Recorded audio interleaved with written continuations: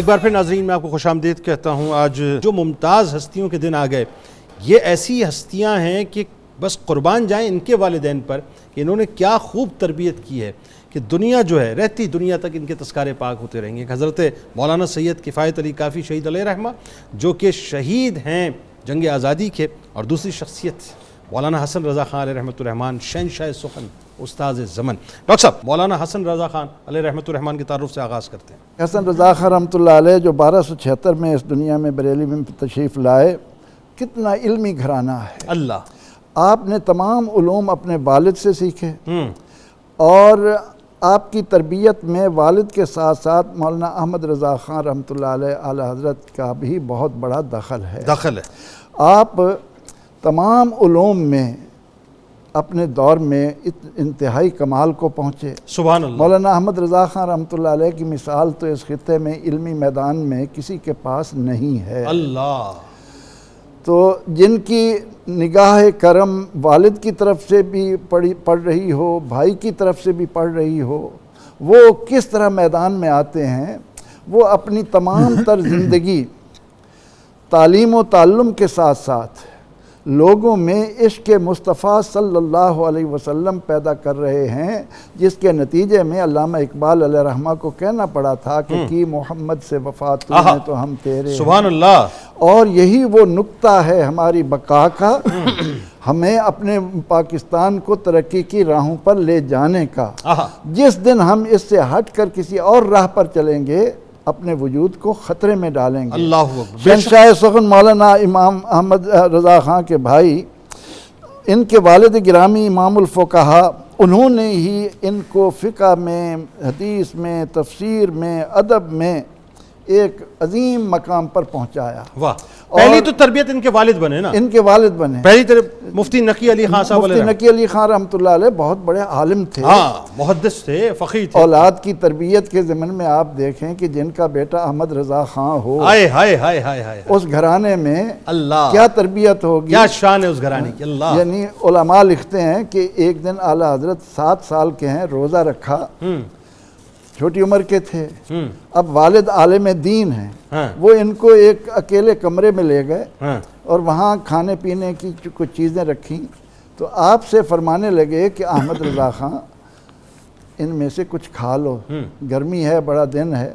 تو آپ نے فرمایا کہ میں تو روزے سے ہوں۔ اللہ، تو فرمانے لگے کہ تم بچے ہو، یہاں تمہیں کون دیکھ رہا ہے؟ تو آپ جواب دیتے ہیں کہ ابا جان، کوئی اور تو نہیں دیکھ رہا، جس کے لیے روزہ رکھا ہے وہ تو دیکھ رہا ہے، وہ تو دیکھ رہا ہے۔ اللہ، یہ تربیت کا اثر ہے۔ ہاں، اس طرح یوں کہوں کہ ان کے والد نے بھی اصل میں چیک کیا کہ بچے کی تربیت کہاں تک پہنچی ہے، ورنہ ظاہر ہے وہ تو شریعت کے پابند ہیں، روزہ توڑنے کو کیسے کہیں۔ تربیت تو مولانا حضرت عبد القادر جیلانی رحمۃ اللہ علیہ کو دنیا میں آتے ہی روزے دار بنا دے۔ کیا بات ہے، کیا بات ہے، واہ تو یہ نسلیں بنانا ماں باپ کی ذمہ داری ہے۔ سبحان اللہ، سبحان وہ اس بات کی طرف جتنا توجہ دیں گے، آج ہم اس میں اتنا دور چلے گئے ہیں کہ ہماری نظر محض اس پر ہے کہ بچے نے نمبر حاصل کرنے ہیں، ڈاکٹر بننا ہے، انجینئر بننا ہے۔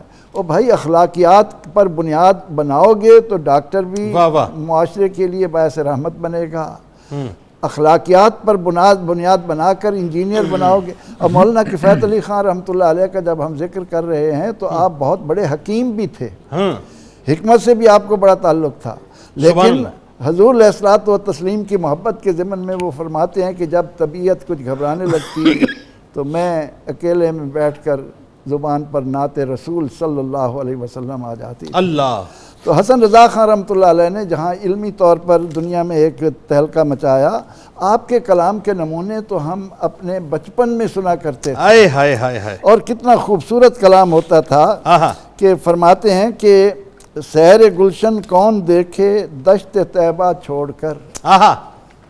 کتنی مشہور یہ نعت، لوگوں کے اندر اثر انگیز، ان کو حضور علیہ الصلوۃ والتسلیم کی طرف متوجہ کرنے والی۔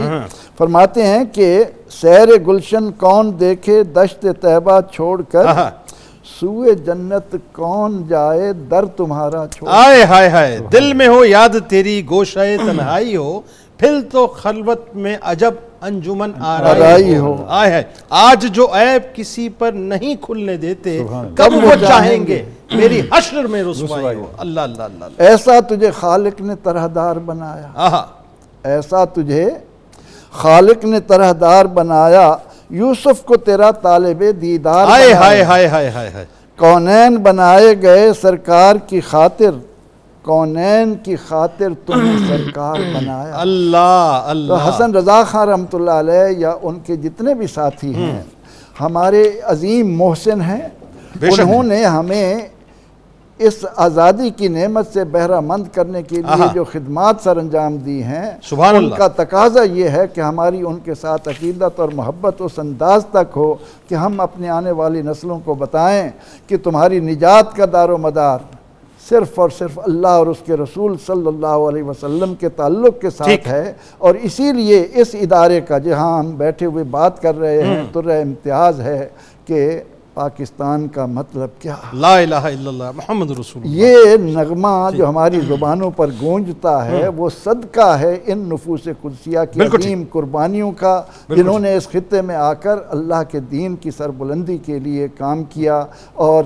ہمیں ترقی کی راہ پر گامزن کر دیا۔ سبحان اللہ۔ ڈاکٹر صاحب بتائیے ذرا آپ کے علمی مقام کے بارے میں۔ ویسے تو ان کی زیادہ شہرت وہی عشق رسالت مآب اور نعتیہ اشعار لکھنے اور کہنے کے حوالے سے رہی، لیکن بعد میں جو محققین ہیں انہوں نے حضرت کے جو نثر پارے ہیں وہ بھی جمع کیے ہیں۔ ایک آپ نے کتاب لکھی ہے دین حسن، اس میں دلائل سے ثابت کیا ہے کہ یہ جو اسلام کی قبولیت ہے یا پذیرائی ہے یا اسلام کی حقانیت ہے، اس کے صرف اسلام کی طرف سے ہی دلائل نہیں ہیں، بلکہ اسلام کی اس حقانیت کو بہت سارے انگریزوں نے، بہت سارے ہندو پنڈت نے اور بہت سارے راہبوں نے بھی سرایا ہے۔ تو آپ نے وہ کافی کلیکشن دیا ان لوگوں کی جو دین اسلام کے بارے میں ہمیشہ اچھی رائے رکھتے رہے اور دین اسلام بنیادی طور پر جو خصوصیات ڈیویلپ کرتا رہا اس کی ایک رودادی ہے۔ یہ غالباً آپ کی کوئی 17-18 صفحات کی بڑی تفصیلی رسالہ لکھا ہے۔ دوسری آپ کی کتاب ہے جی نگارستان لطافت، یہ سرکار دو عالم صلی اللہ علیہ وسلم کے عشق و محبت کے حوالے سے آپ نے لطافت کا نگار سبحان حضور اللہ۔ نبی اکرم کو قرار دیا ہے، اور آپ کی ولادت کے واقعات، معراج کے واقعات بڑی گہرائی کے ساتھ آپ نے کلام کیا۔ آپ نے کتاب لکھی ہے تزک مرتضوی، یہ خلفائے راشدین کی فضیلت کے باب میں جو افراط و تفرید پائی جاتی ہے، تو بھئی جزوی فضیلت کہاں آئے گی، کلی فضیلت کہاں آئے گی، اس میں توازن اور اعتدال کو کیسے برقرار رکھا جائے، اس پر آپ نے کتاب لکھی۔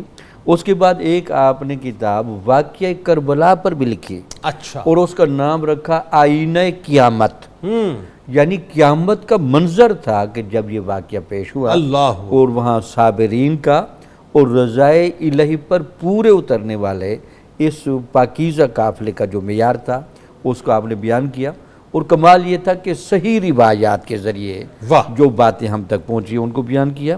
اس کے بعد آپ نے لکھا بے موقع فریاد کے مہذب جواب، اس میں وہ کہہ رہے ہیں کہ کچھ انگریزوں نے آ کر یہاں ایک فتنہ پیدا کیا کہ یہ جو گائے کا ہندوستان میں ذبح کرنا ہے اس میں تو مسلمانوں کو مصلحت اختیار کرنی چاہیے کیونکہ یہاں ہندو لوگ رہتے ہیں، تو اس مصلحت کیشی کی وجہ سے یہ ایک بڑی ضرورت ہے۔ اس پر آپ نے کتاب لکھی کہ ٹھیک ہے ہندوؤں کے ساتھ ہمارے کچھ اور روابط تو ہو سکتے ہیں، لیکن یہ جو گائے کو ذبح کرنے والا معاملہ ہے یہ ہمارے چونکہ اسلام کا مسلمہ اصول ہے، اس پر ہم کمپرومائز نہیں کر سکتے۔ کیا بات ہے۔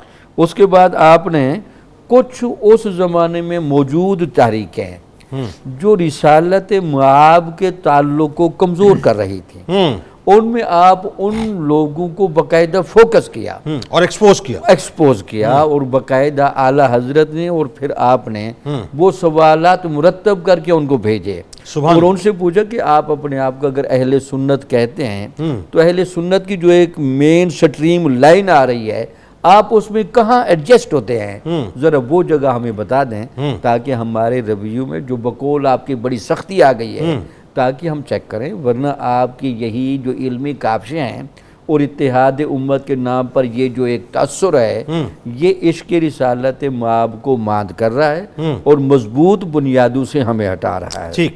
اسی طرح پھر آپ نے باقاعدہ ہدایت نوری بجواب اطلاع ضروری، اور اس کے علاوہ پھر کمال اس میں یہ ہے کہ اعلیٰ حضرت کا جو مدرسہ تھا نا منظر اسلام، اس کی آپ نے جتنے بھی انتظامی امور سنبھالے، اس کا جو دستور العمل تھا، اس کے جو اخراجات تھے، اس کے مخیر حضرات تھے، ان سب کی چیزیں ڈیٹیل سے لکھی ہیں اور ان سب کو دعاؤں میں یاد کیا ہے۔ سبحان اللہ۔ بات آگے بڑھاتے ہیں ڈاکٹر صاحب، آئیے ذرا ان کی شاعری پہ تھوڑا سا کلام کرتے ہیں۔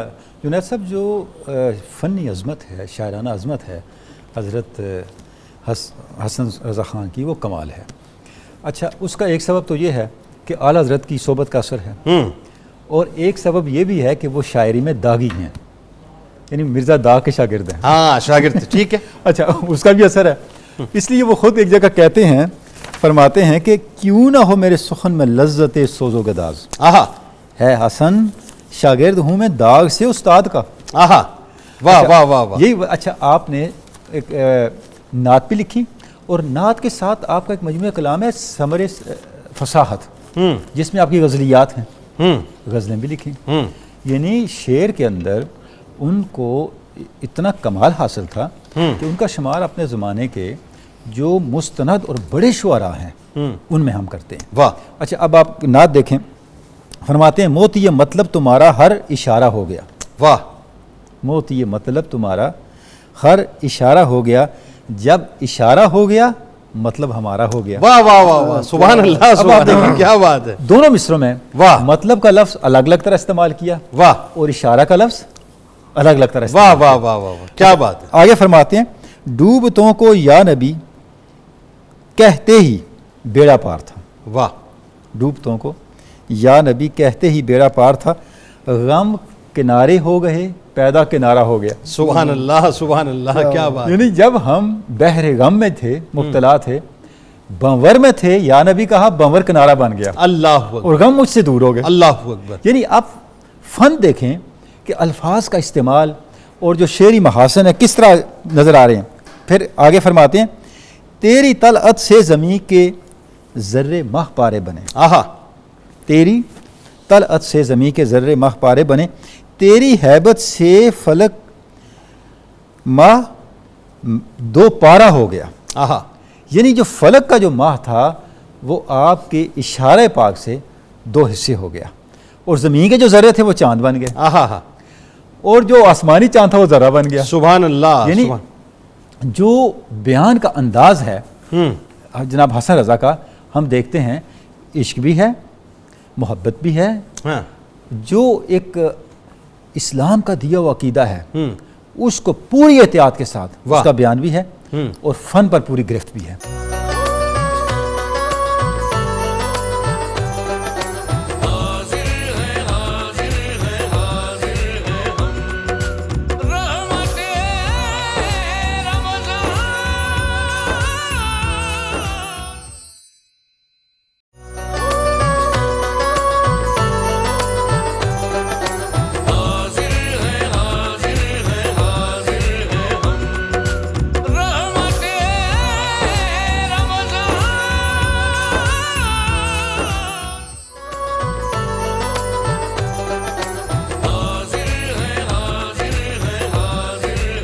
ایک بار پھر ناظرین میں آپ کو خوش آمدید کہتا ہوں۔ جو اولادوں کی تربیت کا معاملہ ہے ناظرین، اس کی جو اہمیت ہے، اس کی جو فضیلت ہے، بنیادی طور پر آج اس حوالے سے بات ہم انشاءاللہ کریں گے ایک بار پھر۔ اور میں پروفیسر صاحب آپ سے سمجھنا چاہ رہا ہوں کہ ایک آج جو ایک بڑا عام سا سوال ہے، بڑا اہم سوال ہے، عام اس اعتبار سے کہ ظاہر ہر والدین کے ذہن میں، لیکن اس کا جواب بڑا اہم ہے لوگوں کے لیے کہ آج اولاد کی تربیت کن خطوط پہ والدین کو کرنی چاہیے، ذرا یہ بتائیے۔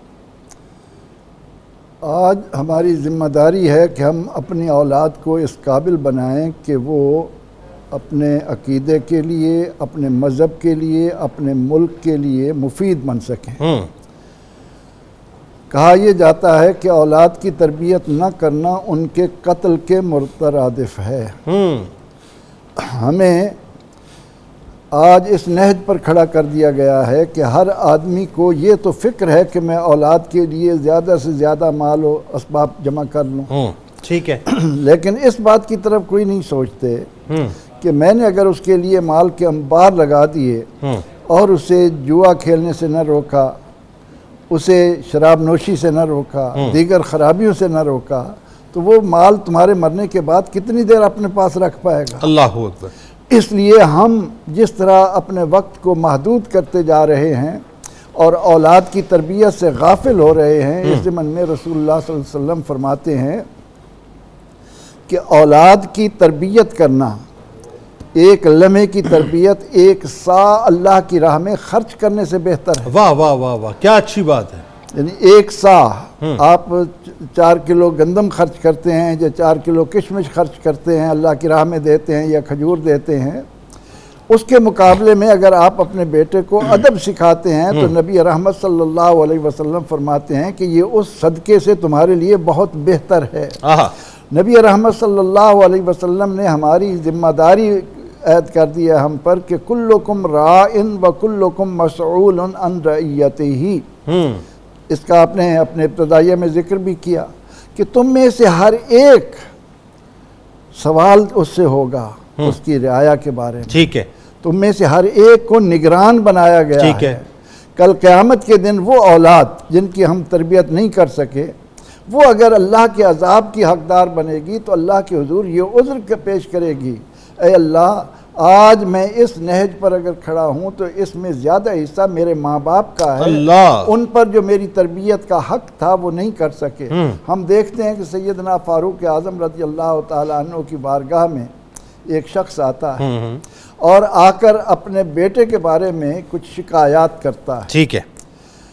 آپ اس کے بیٹے کو طلب کرتے ہیں، فرماتے ہیں کہ یہ کیا تمہارا باپ تمہارے ضمن میں یہ کہہ رہا ہے، تم ان کے حقوق ادا نہیں کرتے. تو وہ شخص، وہ لڑکا، ان کا بیٹا کہتا ہے کہ حضور یہ بتائیں کہ صرف مجھ پر میرے والدین کے حقوق ہیں یا میرے بھی کچھ والدین پر حقوق ہیں؟ واہ واہ، کیا اچھی بات. تو سیدنا فاروق اعظم رضی اللہ عنہ فرماتے ہیں کہ اولاد کا حق یہ ہے کہ اس کا نام اچھا رکھا جائے. ٹھیک ہے. اولاد کا حق ہے کہ اس کو تعلیم کے زیور سے آراستہ کیا ٹھیک ہے. جائے. یعنی اس کی تربیت کا حصہ بھی ساتھ ساتھ. جی ہاں، تعلیم و تربیت تو ساتھ جڑے ہوئے ہونے بالکل ٹھیک چاہیے ہے. جو بدقسمتی سے ہماری آنکھوں سے اوجھل ہیں. اور تیسرا یہ کہ جب وہ جوان ہو جائے تو شادی کا اہتمام کرنا چاہیے. تو وہ نوجوان کہنے لگا حضور میرے باپ سے پوچھیے اس نے ان تینوں میں سے میرا کوئی ایک حق بھی ادا کیا ہے؟ ہائے ہائے ہائے ہائے. تو سیدنا فاروق اعظم رضی اللہ عنہ نے شکایت لے کر آنے والے سے کہا کہ جاؤ پہلے اپنی اولاد کا حق ادا کرو. یعنی آج ہم اس نہج پر پہنچ چکے ہیں کہ ایک آدمی اپنے 4 بچوں کو اٹھاتا ہے اور پانی کی لہروں کے حوالے کر دیتا ہے. اللہ اکبر، اللہ اکبر. اتنی سنگ دلی اولاد کی طرف سے، اس قدر بے اعتنائی. ہائے ہائے ہائے ہائے. ڈاکٹر صاحب، جو صوفیہ کا طریقہ تھا اپنی اولادوں کی تربیت کا، وہ ذرا لوگوں کو بتائیے. کیا؟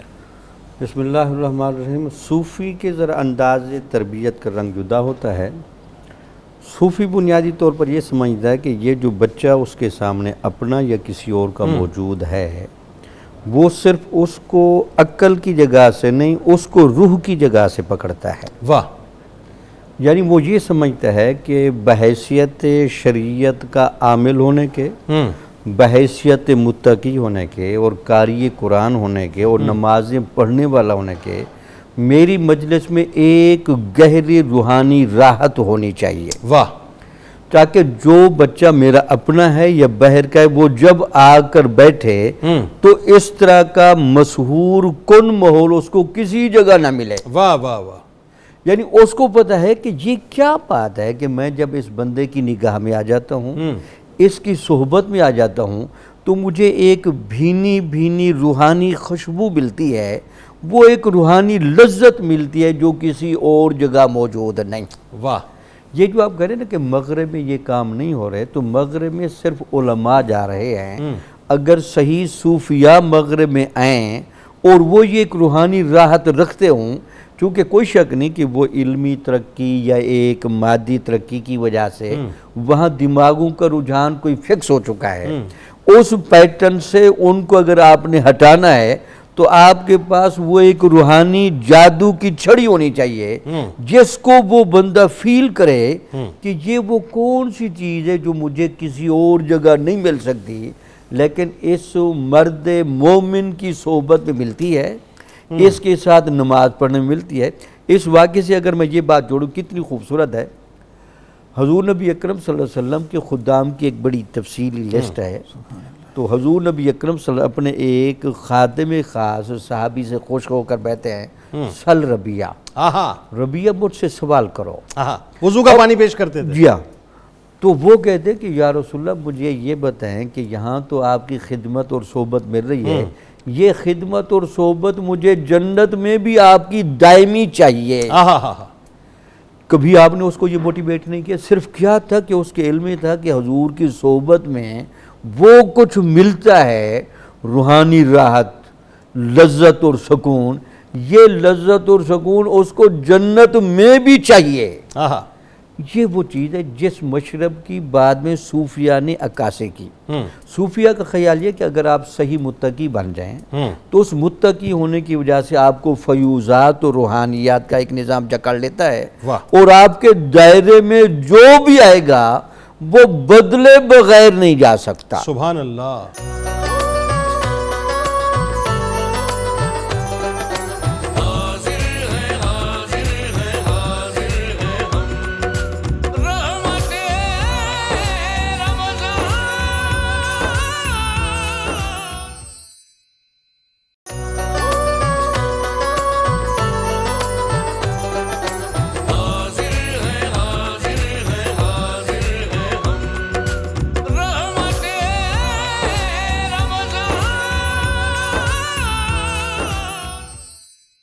ڈاکٹر صاحب دیکھیں یہ بڑا اہم ترین کوشچن ہے، میرا خیال یہ فائنل نوٹ ہے ہمارا۔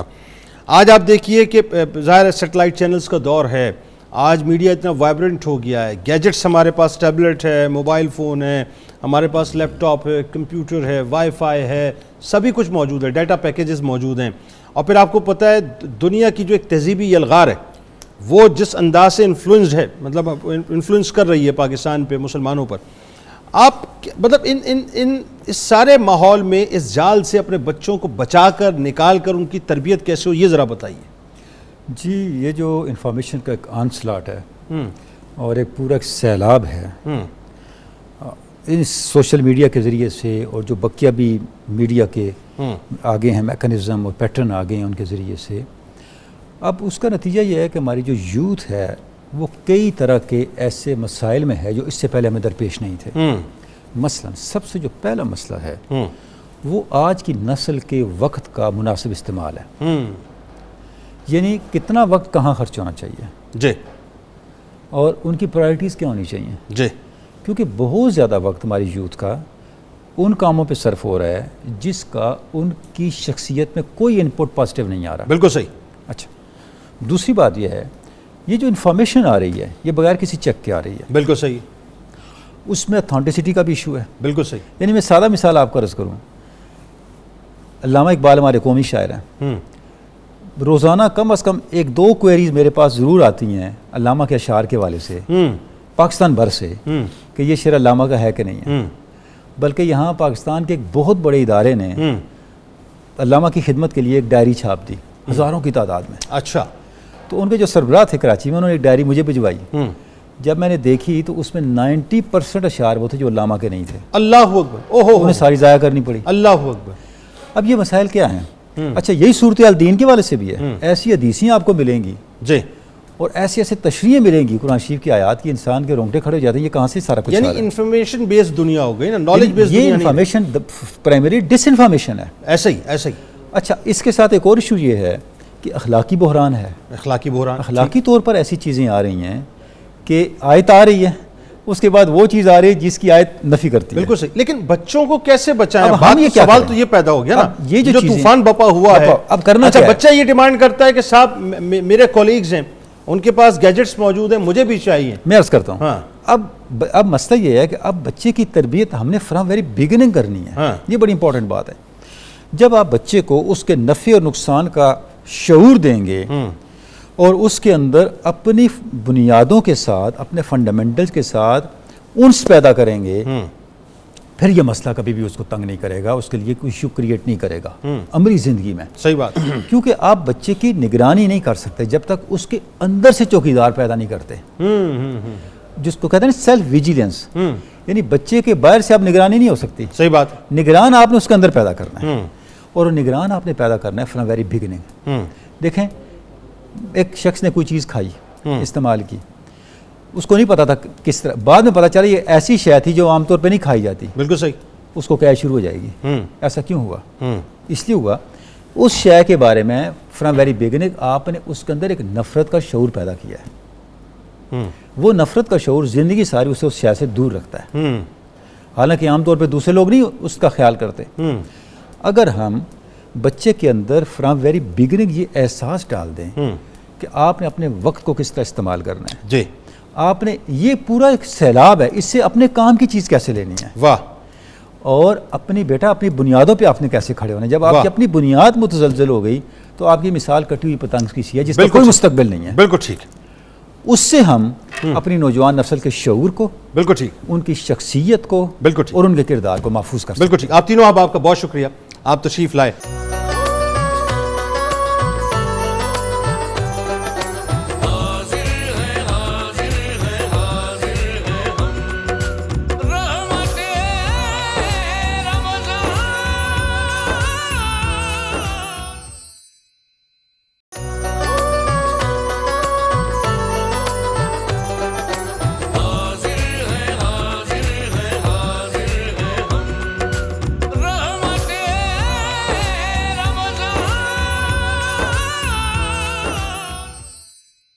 ایک بار پھر ناظرین میں آپ کو خوش آمدید کہتا ہوں۔ قصص القرآن ہے اور ایک بار پھر حضرت نوح علیہ السلام کا قصہ ہے۔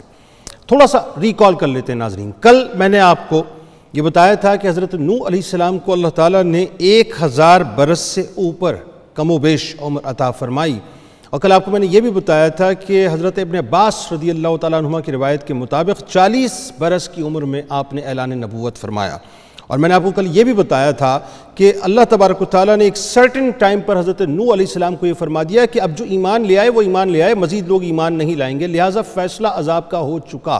اور کل میں نے آپ کو یہ بھی بتایا تھا تقریباً 200 برس پہلے، یعنی عذاب سے 200 برس پہلے نوح علیہ السلام کو یہ فرما دیا گیا کہ اب آپ تیاری کرنا شروع کر دیں تاکہ وہ جو ساگوان کے پیڑ ہیں وہ بڑے ہو جائیں، طاقتور ہو جائیں، ان کی لکڑیاں استعمال ہو سکیں۔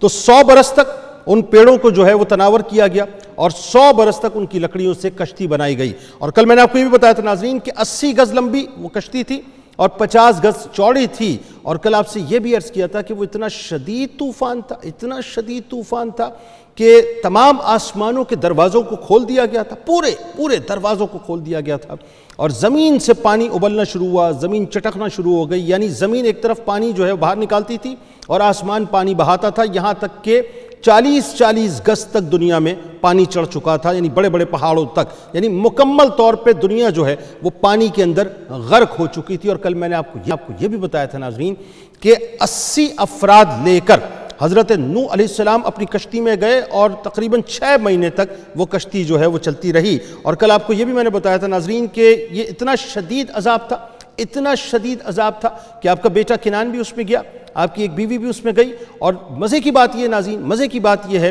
کہ اللہ تبارک و تعالیٰ نے آپ یہ دیکھیے کہ حضرت نوح علیہ السلام کے ماننے والوں پر کیسا کرم کیا کہ پوری دنیا پانی میں غرق ہو چکی تھی، لیکن آپ کے ماننے والوں، آپ کے چاہنے والوں، آپ کے پیروکاروں کو کچھ بھی نہیں ہوا۔ بہرحال وہیں سے آغاز کرتے ہیں ناظرین کہ حضرت نوح علیہ السلام کی کشتی اب جودی کے پہاڑ پہ پہنچ چکی ہے، وہیں سے کنٹینیوٹی جوڑتے ہیں۔ حضرت نوح علیہ السلام کی کشتی ناظرین طوفان کے تھپیڑوں میں 6 ماہ تک چکر لگاتی رہی، یہاں تک کہ یہ بتایا جاتا ہے روایت میں کہ خانہ کعبہ جس جگہ پر ہے وہاں 7 چکر اس نے لگائے، یعنی باقاعدہ طواف کیا، اور وہاں سے وہ گزری بھی۔ پھر اللہ تعالیٰ کے حکم سے یہ کشتی جودی کے پہاڑ پر ٹھہر گئی جو عراق کے ایک شہر جزیرہ میں واقع ہے۔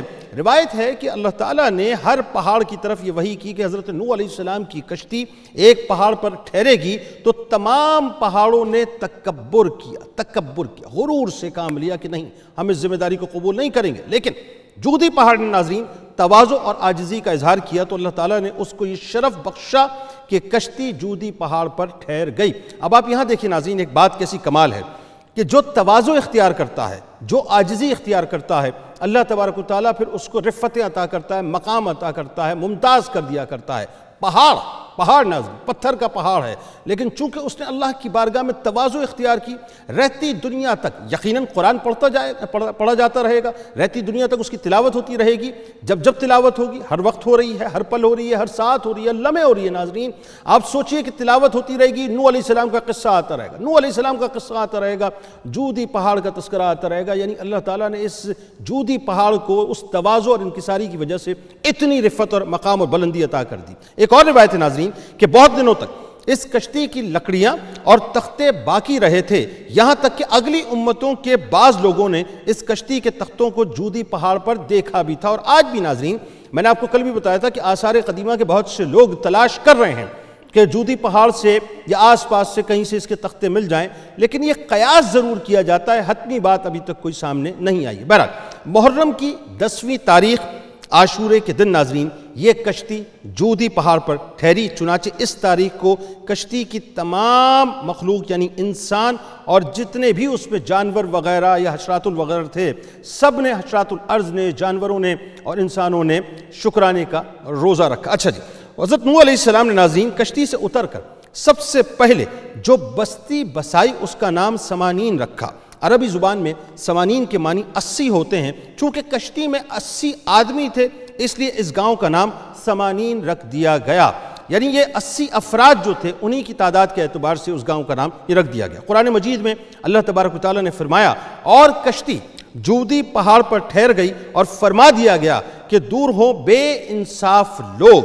ناظرین کرام یہاں پر ایک بات بہت اہم ہے اور یہ سوال ہر ایک کے ذہن میں ہوتا ہے کہ حضرت نوح علیہ السلام کا ایک بیٹا اس کا نام کنان تھا، اس کنان کا کیا ہوا؟ وہ کنان کیسے غرق ہوا؟ اس کے ساتھ کیا معاملہ ہوا؟ عذاب کی شدت کیا تھی؟ حضرت نوح علیہ السلام نے اللہ سے کیا دعا کی؟ یا حضرت نوح علیہ السلام نے کوئی دعا کی بھی کہ نہیں کی، کوئی استدعا کی کہ نہیں کی؟ یہ وہ باتیں ہیں جو لوگوں کے ذہنوں میں گھوما کرتی۔ آئیے آج میں آپ کو بتاتا ہوں کہ کنان کا معاملہ کیا ہوا۔ حضرت نوح علیہ السلام کا ناظرین ایک بیٹا جس کا نام کنان تھا، وہ صدقے دل سے آپ پر ایمان نہیں لایا تھا۔ یعنی آپ سوچئے یہ کیسی بات ہے کہ حضرت نوح علیہ السلام نبی ہیں، 950 برس تک ناظرین 950 برس تک آپ تبلیغ فرما رہے ہیں، یعنی امیجیٹ فیملی تو وہ ہوتی ہے نا، یعنی بیوی ہے، بچے ہیں، ان کو تو پتہ ہوتا ہے کہ جی ہمارے باپ کا یا ہمارے شوہر کا کریکٹر کیا ہے۔ بلا تمثیل عرض کر رہا ہوں، کجا اس کے کہ نبی ہو، کجا اس کے کہ اللہ کی طرف سے وحی اترتی ہو، کجا اس کے کہ آپ بار بار اپنا اخلاص، ان کا زہد و تقوی، ان کی عبادات، یعنی آپ سوچئے سب کچھ گھر والوں کے سامنے ہوتا ہے، گھر والوں سے کوئی بات چھپی نہیں ہوتی۔ لیکن وہی بات ہے، اللہ جس کو چننا چاہتا ہے اپنے پیاروں کی قبیل میں چن لیا کرتا ہے، اور جس کو راندِ درگاہ کرنا چاہتا ہے اس کو راندِ درگاہ کر دیتا ہے۔ کنان کا معاملہ ناظرین یہی ہوا کہ کنان سب کچھ دیکھتا، 950 برس آپ سوچئے، ظاہر ہے کنان کی بھی ایک سرٹن عمر تو ہوگی، اس نے اس سرٹن عمر میں اپنے والد حضرت نوح علیہ السلام کو دیکھا، لیکن اس کے باوجود بھی وہ ایمان نہ لایا۔ اب قصہ یہ ہوا ناظرین کہ وہ منافق تھا اور اپنے کفر کو وہ چھپائے رکھتا تھا، یعنی اپنے آپ کو اس نے ایکسپوز نہیں کیا تھا کہ میں آپ پر ایمان نہیں لایا۔ دل میں بات کچھ اور تھی، زبان پہ بات کچھ اور تھی، باطن میں کچھ اور تھا، ظاہر میں کچھ اور تھا، یعنی وہ منافقت اپنے والد گرامی سے کیا کرتا تھا۔ لیکن ناظرین طوفان کے وقت اس نے اپنا کفر مکمل طور پہ ظاہر کر دیا۔ جب فیصلہ ہو گیا کہ طوفان آنا ہے اور شدید طوفان آنا ہے تو اب اس نے نقاب ہٹایا، اس نے بتایا کہ جی میں آپ کے دین کے اوپر نہیں ہوں، یعنی آپ کی تبلیغ کے اوپر میں نے لبیک نہیں کہا۔ حضرت نوح علیہ السلام نے کشتی پر سوار ہوتے وقت اس کو بلایا اور فرمایا کہ میرے پیارے بیٹے تم کشتی پر سوار ہو جاؤ اور کافروں کا ساتھ چھوڑ دو۔ تو اس نے کہا کہ میں طوفان میں پہاڑوں پر چڑھ کر پناہ لے لوں گا۔ تو آپ نے بڑی دل سوزی کے ساتھ فرمایا، ظاہر بیٹا ہے، بہت سی اولادوں کو سمجھ نہیں آتا کہ ہم کیا کر رہے ہیں، لیکن باپ تو باپ ہوتا ہے، باپ سمجھاتا ہے کہ ایکچولی تو جو کر رہا ہے وہ یہ صحیح ہے اور یہ صحیح نہیں ہے۔ یہی ہوا ناظرین، بڑی دل سوزی کے ساتھ آپ نے فرمایا کہ بیٹا آج خدا کے عذاب سے کوئی تجھے بچا نہیں سکتا، ہاں جس پر خداوند کریم اپنا رحم فرمائے بس وہی بچ سکتا ہے۔ باپ بیٹے میں ناظرین یہ گفتگو ہو رہی تھی کہ ایک زوردار موج آئی اور کنان اس کے اندر غرق ہو گیا۔ اور ایک روایت میں یہ بھی آیا ہے کہ کنان ایک بلند پہاڑ پر چڑھ کر ایک غار میں چھپ گیا اور غار کے تمام سوراخوں کو اس نے بند کر لیا، مگر جب طوفان کی موج ناظرین اس پہاڑ کی چوٹی سے ٹکرائی تو غار میں پانی بھر گیا۔ اس طرح کنان اپنے بول و براس میں لت پت ہو کر مکمل طور پر غرق آب ہو گیا۔ قرآن مجید میں اللہ تعالیٰ نے اس واقعے کے بارے میں ارشاد فرمایا، اور نوح نے اپنے بیٹے کو پکارا اور وہ اس سے کنارے تھا، اے میرے بچے ہمارے ساتھ سوار ہو جاؤ اور کافروں کے ساتھ نہ رہ۔ وہ بولا اب میں کسی پہاڑ کی پناہ لیتا ہوں، وہ مجھے پانی سے سے بچا لے گا۔ نوح نے کہا کہ آج اللہ کے عذاب سے کوئی بچانے والا نہیں مگر جس پر رحم کرے، اور ان کے بیچ میں موج آڑے لے آئی تو وہ ڈوبنے والوں میں سے ہو گیا۔ بیٹے کو اپنے سامنے اس طرح غر کے آپ دیکھتے ہوئے ناظرین، حضرت نوح علیہ السلام کو بڑا صدمہ ہوا، رنج ہوا، اور آپ نے جناب باری تعالیٰ میں عرض کیا کہ آئے میرے پروردگار، میرا بیٹا کنان تو میرے گھر والوں میں سے ہے، تیرا وعدہ سچا ہے، تو حکم الحاکمین ہے۔ تو اللہ تعالیٰ نے فرمایا کہ اے نوح علیہ السلام، یہ آپ کا بیٹا کنان آپ کے ان گھر والوں میں سے نہیں ہے جن کو بچانے کا ہم نے وعدہ کیا تھا، لہٰذا اے نوح تمہارا یہ سوال ٹھیک نہیں ہے، اس لیے تم مجھ سے ایسی کسی بات کا سوال نہ کرو جس کا تمہیں علم نہیں۔ تو حضرت نوح علیہ السلام نے کہا کہ اے میرے پروردگار، میں تیری پناہ مانگتا ہوں کہ میں تجھ سے کسی ایسی بات کا سوال کروں جو مجھے معلوم نہیں ہے، اور اگر تو مجھے معاف فرما کر رحم فرمائے گا تو میں نقصان میں، رحم نہیں فرمائے گا تو میں نقصان میں پڑ جاؤں گا۔ قرآن مجید میں اللہ تبارک و تعالیٰ نے اس واقعے کو بیان کرتے ہوئے فرمایا، یعنی ارشاد ہوا، اور نوح نے اپنے رب کو پکارا، عرض کی کہ اے میرے رب، میرا بیٹا بھی تو میرے گھر والا ہے، اور بے شک تیرا وعدہ سچا ہے، اور تو سب سے بڑھ کر حکم والا ہے۔ فرمایا اے نوح، وہ تیرے گھر والوں میں نہیں ہیں، بے شک اس کے کام بڑے نالائق ہیں، تو مجھ سے وہ بات نہ طلب کر جس کا تجھ کو علم نہیں، میں تجھے نصیحت فرماتا ہوں کہ نادان نہ بن۔ عرض کی اے میرے رب، میں تیری پناہ چاہتا ہوں اور تجھ سے وہ چیز مانگوں، یعنی وہ چیز مانگوں جس کا مجھے علم نہیں، اور اگر تو مجھے نہ بخشے اور رحم نہ کرے گا تو میں نقصان میں پڑنے والوں میں ہو جاؤں گا۔ اب ناظرین ہوا یہ کہ طوفان جو ختم ہوا، جب حضرت نوح علیہ السلام کی کشتی جودی پہاڑ پر پہنچ کر ٹھہر گئی اور سب کفار غرق ہو کر فنا ہو گئے، تو اللہ تعالیٰ نے زمین کو حکم دیا کہ اے زمین، جتنا پانی تجھ سے چشموں کی صورت میں نکلا ہے تو ان سب پانیوں کو پی لے، اور اے آسمان اپنی بارش بند کر دے۔ چنانچہ پانی گھٹنا شروع ہو گیا اور طوفان ختم ہو گیا۔ پھر اللہ تعالیٰ نے نوح علیہ السلام کو حکم دیا کہ اے نوح علیہ السلام، آپ کشتی سے اتر جائیے، اللہ کی طرف سے سلامتی اور برکتیں آپ پر بھی ہیں اور ان لوگوں پر بھی ہیں جو کشتی میں آپ کے ساتھ ہیں۔ حدیث شریف میں آتا ہے ناظرین کہ حضرت نوح علیہ السلام نے روئے زمین کی خبر لانے کے لیے کسی کو بھیجنے کا ارادہ کیا، تو سب سے پہلے مرغی نے کہا کہ میں روئے زمین کی خبر لاؤں گی، تو آپ نے اس کو پکڑ لیا اور اس کے بازوؤں پر مہر لگا کر فرمایا کہ تجھ پر میری مہر ہے، تو پرند ہوتے ہوئے بھی